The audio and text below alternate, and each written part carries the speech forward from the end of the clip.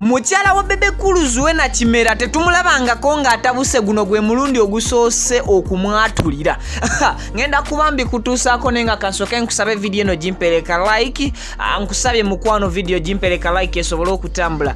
Nkwanirizaako nnyo ku Viki Exclusive ne Wonderboy UG mukwano kankusabe subscribinga, oba tosubscribinga nga ku channel yaffe nga gwe mulundi gwo ogusoose, ate olumala okusubscribinga nsabye busabi kwata mu kaddo kajja mu personalize okateeke mu all buli kye tuteekayo ojja kuba okifuna butereevu ku simu yo. As usual, we are proudly sponsored by Bebe Organic Natural and Healthy Products abakutuusaako obujjanjabi obw'omulembe era nga bakugamba basangibwa awo ku Access Building Lubaga Road awo ku nkulungo y'Emmengo kati tunula ku luguudo oludde Kampala lwe bayita Lubaga Road, then ekizimbe nga wakava ku mafuta agasooka aga Shell ekizimbe ekyakalina ekisooka kye bayita Access Building. So nga Hajati Kalodo yakugamba musomi wa ddwa ajja kuba akulombereddwa ey'ensonga. Kakati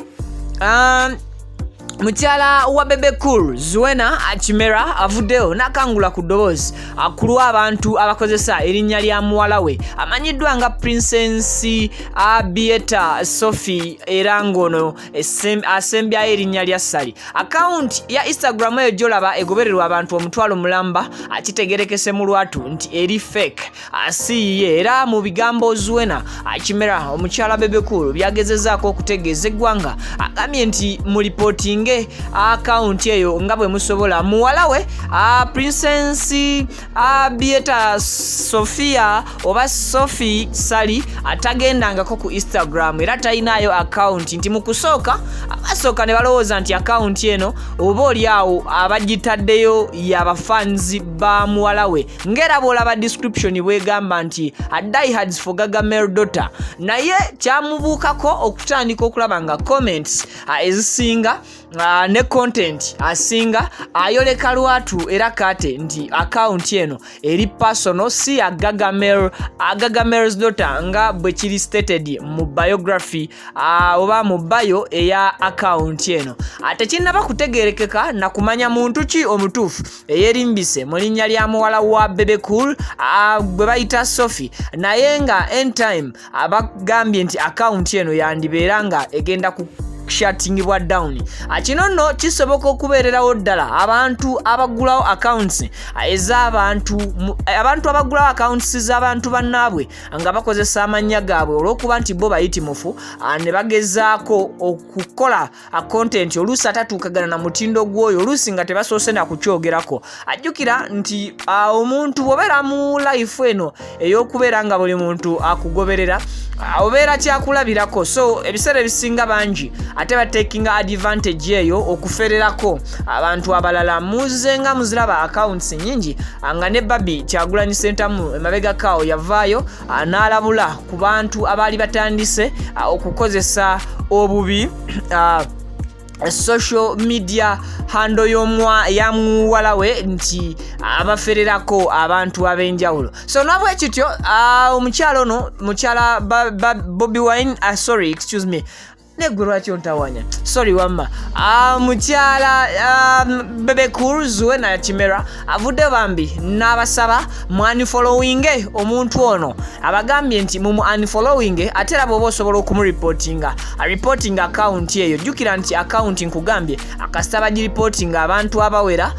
basobola okugidilintinga ne bagijjirayo ddala. Mwakirabako juzi wano omuntu bw'obeera otegeddeko ku lulimi lwa internet bw'owulira omulango ogusobola okukuba ekigo paka ku ttaka oyanguwa okuguliyakitingako. Akati Don Asia TikTok account ye emabega kawo nabakoledde video nga mbategeeza nti bafans ba Brisha abasazeewo nayo bagiriporting olw'ensonga nti violating private lives z'abantu abalala. So nekikakasibwa nti Don Asia ye yakkiriza ensobi ye era ne yeetonda n'asaba ne bafans ba Brisha Cash obutayongera ku reporting account ye ababadde balipotinzeeko n'abeegayirira nti kimala bakomaawo. So singa yasigadde muntu wagume ne ba fans publisher oba oliawo ne batalinyamuko ku kigere abandi badde account ya Don Asie sawa zino nga teriyo ku internet nga newo searching everywhere abakugamba account atebangayo omuntu oyo abeera yeetaaga okuddamu okuggulawo account atajjukira nti buli essimu yo lwekozesebwa okuggulawo account oba enamba y'essimu ng'ina account yonna gyeguddwawo account eyo n'esiimulwayo busiimuulwa nga bagiripootinze bulipootinze era nkukakasa enamba yonna oba account yonna gy'oddamu okuggulawo n'okozesa ekimu ku namba ezo oba ku ssimu ku device eyo nga